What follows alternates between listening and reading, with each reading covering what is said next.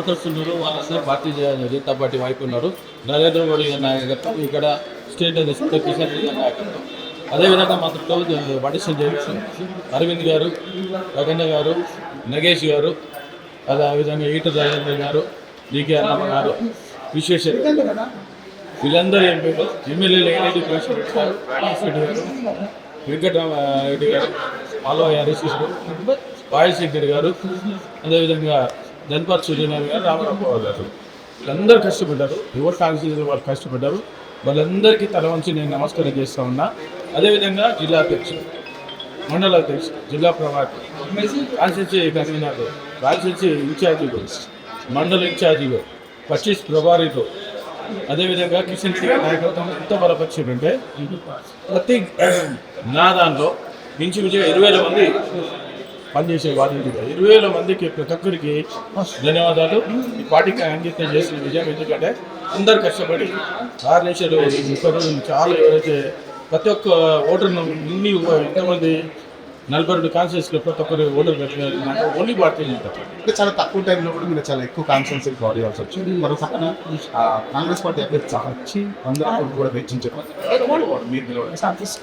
మీరు ఒకటే పేదవాళ్ళందరూ పైసలు ఎన్ని పైసలు ఇచ్చినా కానీ ఓటు వరకు వెళ్ళాం వాళ్ళకి. కిషన్ రెడ్డి గారు ఒకటే చెప్పారు ఏంటంటే భారత రాజ్యాంగం ప్రకారం దీన్ని చేంజ్ చేయాలి, చేంజ్ చేస్తేనే బాగుంటుంది అనే ఉద్దేశంతో ఓటర్ బాయ్స్ మనం చేస్తాం.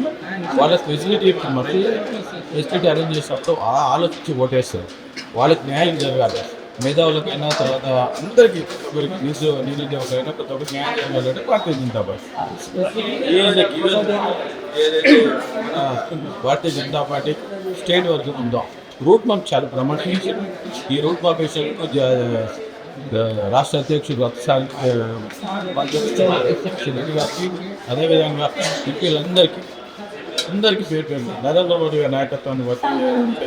ఇంకొకటి దానికి అన్నిటికన్నా ముఖ్యం ఏంటంటే ఇన్కమ్ ట్యాక్స్ వేవర్స్ ప్రతి ఒక్కరికి అందరికీ కూడా అడ్వకేట్స్ తీసుకుంటే అడ్వకేట్స్ అయినా, తర్వాత టీచర్స్ అయినా, తర్వాత డాక్టర్స్ అయినా, స్మాల్ స్కేల్ ఇండస్ట్రీ అయినా, వ్యాపారస్తులు అయినా, ఒక్కొక్కటి ఎవరైతే బిజినెస్ చేస్తూ ఉన్నారో ఇన్కమ్ ట్యాక్స్ పేయర్స్ అందరికీ 1,00,000 నుంచి 1,50,000 కాంగ్రెస్ అధికారం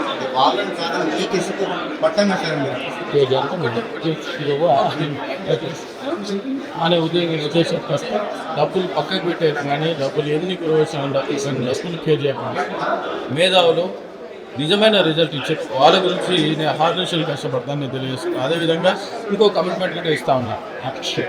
రేవంత్ రెడ్డి గారు ఏమిటంటే ప్రతి మండలంలో 8 నిమిషాలు ఇస్తారు. 0 నిమిషం దిక్కులేదు.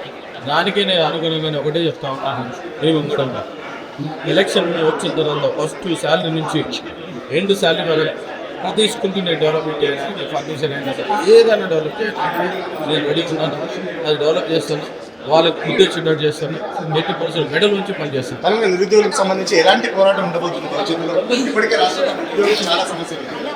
నిరుద్యోగులకు సంబంధించి భవిష్యత్తు పోరాటాలు ఉంటుంది. 80% నిరుద్యోగులు వీళ్ళు కమిట్మెంట్ ఏమి ఇచ్చారు అయితే 2 లక్షల ఉద్యోగాలు ఇస్తారు. చెప్తున్నారు ఎందుకు ఇచ్చిన కమిట్మెంట్ గత ప్రభుత్వం ఏదైతే ఇచ్చిందో 50,000 నోటిఫికేషన్ ఇచ్చిందా దానిలో ఫిల్ఫిల్ చేస్తూ ఉన్నాం. కొత్త నోటిఫికేషన్ ఎక్కడ ఇస్తాం అది ఇచ్చిన ద్వారాకే మండలకు పోరాటం చేస్తాం. వాళ్ళకు 80% పోరాటం చేస్తాం. వద్దాం వాళ్ళకి మెడల్ వచ్చిన దాకా కేంద్ర ప్రభుత్వం ఆటతో ఏదైనా మేము పనిచేయడానికి రెడీ. బీఎస్పీ అభ్యర్థి కూడా మీకు ఒక ఆరోపణ చేస్తున్నారు. బీజేపీ కాంగ్రెస్ 2 జాతీయ పార్టీలు కలిసి తనను ఓడగొట్టాయని చెప్పేసి బీఎస్పీ అభ్యర్థి పరిస్థితి. ఇప్పుడే నువ్వు అంటే ఇప్పటి వరకు అంటే కాంగ్రెస్లో డబ్బులు పెట్టారు. మళ్ళీ బీఎస్పీకి అదే బీజేపీ ఒకటే. బీజేపీ బీఎస్పీ ఎప్పుడైనా కలుస్తుంది. అది కాంగ్రెస్ రెండు పట్టాలు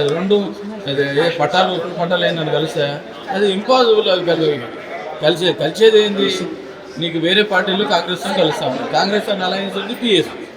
దీన్ని బట్టి ఆలోచించుకోవాలి. కాంగ్రెస్ ఇంతకుముందు అలయన్స్ ఉంది, బీఆర్ఎస్. దీన్ని బట్టి ఆలోచించుకోవాలి. ఎట్టి పరిస్థితుల్లో ప్రజలకు ఎవరైతే గెలిపించిన వాళ్ళందరికీ గెలుపు అంకితం చేస్తూ ఉన్నారు. రాష్ట్ర నాయకత్వానికి ఇంకోటి ధన్యవాదాలు తెలియజేస్తూ నాకు ఇచ్చి నిలబెట్టినందుకు వాళ్ళు గెలిపించినందుకు